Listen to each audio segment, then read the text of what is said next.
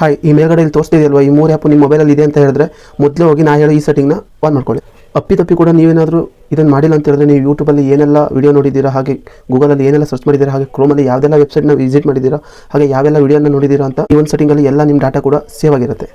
ಮೊದಲು ನಿಮ್ಮ ಮೊಬೈಲಲ್ಲಿ ಗೂಗಲ್ನ ಓಪನ್ ಮಾಡಿಕೊಂಡು ಗೂಗಲಲ್ಲಿ ಮೈ ಆ್ಯಕ್ಟಿವಿಟಿ ಅಂತ ಸರ್ಚ್ ಮಾಡ್ಕೊಳ್ಳಿ.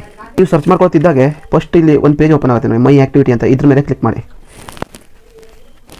ಸೀದಾ ಕೆಳಗಡೆ ಸ್ಕ್ರೋಲ್ ಮಾಡಿ. ಇಲ್ಲೊಂದು ಡಿಲೀಟ್ ಅಂತ ಒಂದು ಆಪ್ಷನ್ ತೋರಿಸ್ತಿದೆ ಅಲ್ವಾ, ಇಲ್ಲಿ ಕ್ಲಿಕ್ ಮಾಡಿ. ಇಲ್ಲಿ ಕ್ಲಿಕ್ ಮಾಡಿಕೊಂಡು ಇಲ್ಲಿ ವಾಲ್ ಟೈಮ್ ಅಂತ ತೋರಿಸುತ್ತೆ ನೋಡಿ, ಈ ವಾಲ್ ಟೈಮ್ ಮೇಲೆ ಕ್ಲಿಕ್ ಮಾಡ್ಕೊಳ್ಳಿ. ಇದ್ರ ಮೇಲೆ ಕ್ಲಿಕ್ ಮಾಡ್ಕೊಳ್ತಿದ್ದಾಗ ಎಲ್ಲನೂ ಸೆಲೆಕ್ಟ್ ಆಗಿರುತ್ತೆ. ಇಲ್ಲಿ ನೆಕ್ಸ್ಟ್ ಅಂತ ಇದೆ ಅಲ್ವಾ, ಈ ನೆಕ್ಸ್ಟ್ ಮೇಲೆ ಕ್ಲಿಕ್ ಮಾಡಿ. ಈ ನೆಕ್ಸ್ಟ್ ಮೇಲೆ ಕ್ಲಿಕ್ ಮಾಡಿ, ಇಲ್ಲಿ ಡಿಲೀಟ್ ಅಂತ ಆಪ್ಷನ್ ತೋರಿಸ್ತಿದೆ ನೋಡಿ, ಈ ಡಿಲೀಟ್ ಮೇಲೆ ಕ್ಲಿಕ್ ಮಾಡಿದರೆ ನಿಮ್ಮ ಹಿಸ್ಟ್ರಿ ಎಲ್ಲ ಕೂಡ ಡಿಲೀಟ್ ಆಗಿರುತ್ತೆ. ಈಗ ನಿಮ್ಮ ಹಿಸ್ಟ್ರಿ ಯಾರು ಕೂಡ ಚೆಕ್ ಮಾಡೋಕ್ಕಾಗೋದಿಲ್ಲ.